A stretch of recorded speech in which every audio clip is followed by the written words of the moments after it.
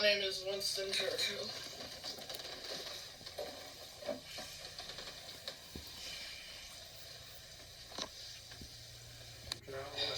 Greetings, Madison Academy students and staff. I'm very honored to speak to you today about my life. As much as I did in a speech for the United States Congress in December 1941, right after the bombing of Pearl Harbor, I was explaining to Congress what the United States would need to do during the war.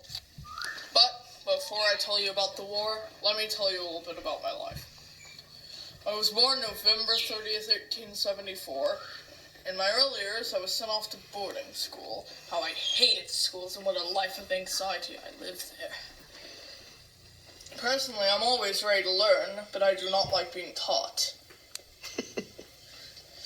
I count the hours to the end of every term when I should return home.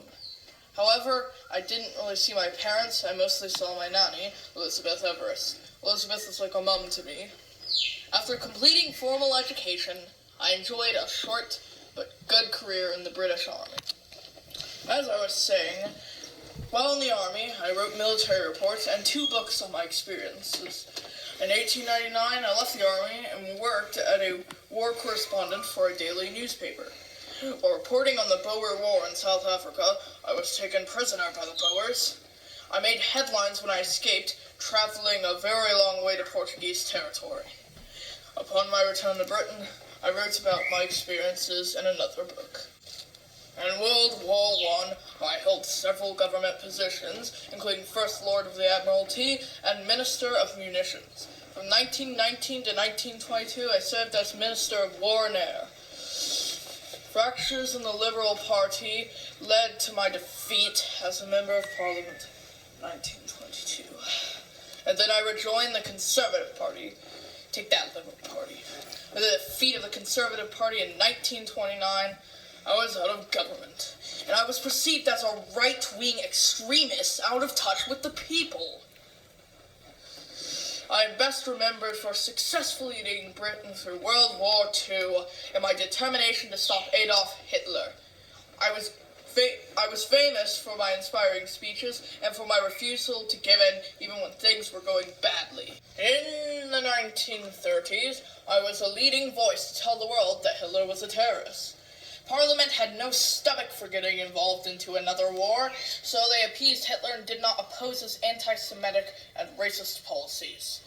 I repeatedly told Parliament that Hitler was building a war machine, and if we didn't prepare for war, this would have serious consequences for Britain. I felt Parliament was acting like ostriches sticking their heads in the sand. Ignoring Hitler would not make this go away.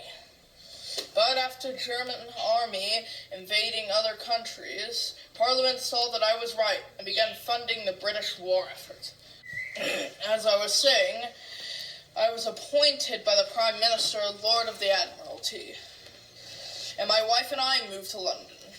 After the German army invaded Poland and Great Britain declared war on Germany, I became British Prime Minister.